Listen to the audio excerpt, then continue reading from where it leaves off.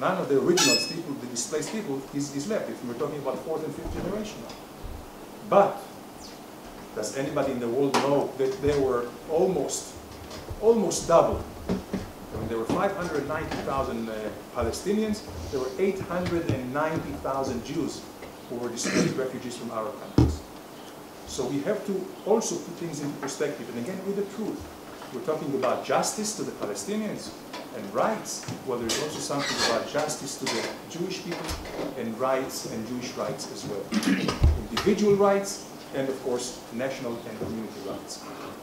And so these are the two principles that we have to think about in a collective way. And the third thing is, as I mentioned today, in the social media. Concentrate our activities in the social media because cost effectively, this is the best. Of course, on top of that, we have to be everywhere. If it's in the campuses, if it's in the media, if it's in shows, if it's in entertainment, we have to be there. And this is something that we have to do ourselves. With social media, everybody can do. Share and really make sure that the quantities, there is a hierarchy in the web to make sure that our websites will be right there. So the search engines will go when everybody, neutral people in the world are trying to look for Israel or Palestine or whatever, they will also see our information. And we can do it in an effective way. This is why when I left government, I established the Truth About Israel. I hope you've heard about it. If not, I would urge you to go into the website, thetruthaboutisrael.org.il, or go into my Facebook. You will see the type of information that we put in the web, and people share it, and it goes to millions of people. And we have to keep doing it all the time, and sometimes repeat and use the same thing over and over and over again. I can tell you about 3 years ago, I put the truth about the UN to show how the UN resolutions are taking place. Because anybody that doesn't know anything, he sees there are so many resolutions against Israel, Israel must be a bad country. But when you look and focus on the UN, you see the Arab automatic majority of the UN, you realize all the corruption there, and you see how the resolutions are taking place, you see that we have no chance. And indeed, if the Palestinians, the UN is a rubber stamp for the Palestinians. If the Palestinians wanted to have a resolution that the earth is flat, it would pass.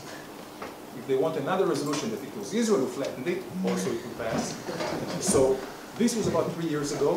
Many people saw it. Yesterday, if you heard, the ECOSOC, there is the economic body of the UN, recognized an offshoot of Hamas as a recognized organization by the UN. Hamas. So of course, I put a post against it, explaining the legal thing, and again, I put the link for the truth about the UN, so people will realize that these resolutions are really not legitimate. They're just taken by automatic majority and by this incitement and this political war against us. So after saying all that, last thing I want to say is, as I said, the government, of course, is trying, but it's not enough. And I believe that the model, not just for the hasbara or public diplomacy, the model for any progress, any successful society is by sharing, by the solidarity. The government cannot take responsibility for everything because they are too short of everything.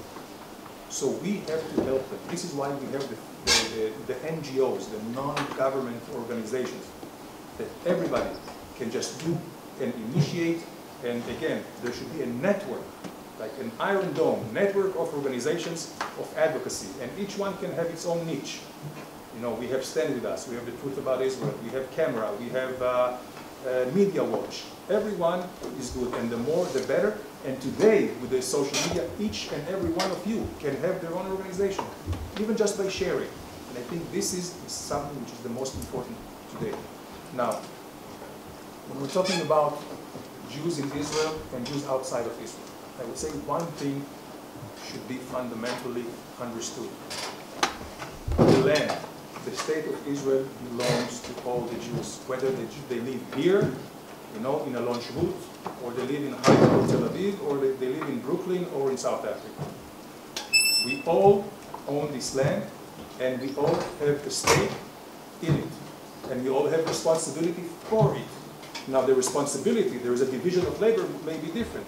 The Jews who live in Israel, first and foremost, our responsibility is to defend our country, to develop it economically, to take the political decisions. The Jews who live outside of Israel, today, I think their main responsibility is advocacy. How do you do the advocacy? As I mentioned, in the social media, in the internet, and also to be active, whether to be active on campuses, or to be active in schools, or to be active anywhere else. This is my message. I know I spoke too long, because I'm looking forward for your questions. David promised me that he will have good questions. I'll try to answer all of them. And I think this will help me focus things that you really want to be interested in. So thank you very much.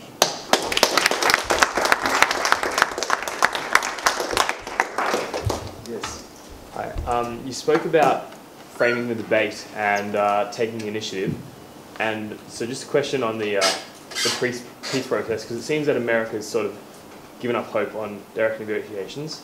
And I've read recently that Rami Hamdallah and Abu Mazen are looking towards a UN Security Council resolution to get a withdrawal by 2017. So do you think there's any substance to this? And is Israel taking on any initiatives to combat it or anything of their own? That's a very good question. Unfortunately, today there is more substance to that than any time before. The French government already initiates a resolution at the Security Council. Now, the Security Council is not the General Assembly. The General Assembly, all the resolutions are not mandatory and are not legally binding, but Security Council is a different thing. And the United States has always been steadfast in casting a veto, never allowing the Security Council to take this one-sided biased resolutions against Israel. I hope this will be the case, not only because it's a long-standing tradition, but because it's also the interest of the United States and the interest of the region, because a UN resolution like that will actually kill any chance for peace in the future, because no Palestinian leader will take anything less than that. No Israeli government will allow it to happen, and the conflict will continue, instability will continue, the Arab regimes here will suffer, stability in the region, economic implications, and this is bad for the international community and bad for the United States. So I hope that the United States will continue to exercise its leadership and responsibility and not go to any kind of initiatives that come from Europe. Today in Europe, unfortunately, also we see initiatives which are politically motivated. We also know that the demography of Europe is also changing. So sometimes they think in a very parochial, in a very interesting, one-sided way. And hopefully there should be a responsible adult in Washington that will not allow it to happen. Now, there is something also that we can do. I remember in my time in Washington, I would always speak with Colin Powell, who was the Secretary of State, or Condoleezza Rice, and we always have had to fend and attacks against us. But they always told me, listen, you cannot fight something with nothing. You have to come with something. That means you cannot just say no, say what you're willing to do. And here, I think there is a way for us to also make some political initiative. And political initiative, in my mind, could be very easy.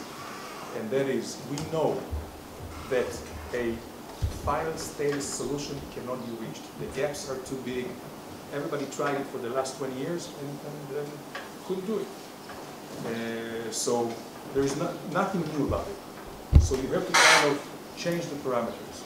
And if we also, another thing I learned in Washington was that the enemy of the good is the perfect. If we will keep looking for the perfect solution, we will never pursue it. And we will never find it, and we'll continue with the conflict. So let's go for second best. Second best, in my mind, is a long-term intermediate solution, whereby we can tell the Palestinians, listen, you have 100% of Gaza, you have basically, they have 42% of Judea and Samaria. You say, let's free the situation, you can get sovereignty, you can get independence in these people, you know, that anyway vote for their own governments over there. But for that, you need to recognize Israel as a Jewish state, and for that, you have to give us security. And this is something that we can come. I'm not, the Palestinians will not take it. Also, who are the Palestinians? You have Hamas in Gaza, that don't want to talk at all, you know, the one white Assad, and there are the Palestinians in the West Bank, as they call it here, and they talk differently. You know, Abu Mazen supposedly is more moderate. I say he's not moderate, maybe he's pragmatic, but he's not moderate, and I don't see any difference in his goals than the goals of Hamas. How do I determine it? Because you judge them by their actions, not by their words.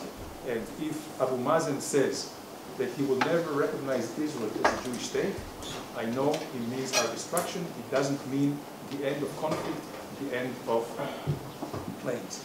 If he still teaches his people in school that they should claim the entire land, not just what they call the West Bank and Gaza, but also Carmel Mountain, Jerusalem, Haifa, Tel Aviv, this is what they learn. I know that it doesn't mean peace, so he has to change that. And as long as he calls for this right of return, he said there's no right and no return, I know it doesn't mean peace. So he says, I want peace, but you know, we'll kill you softly. So of course this is something which is unacceptable.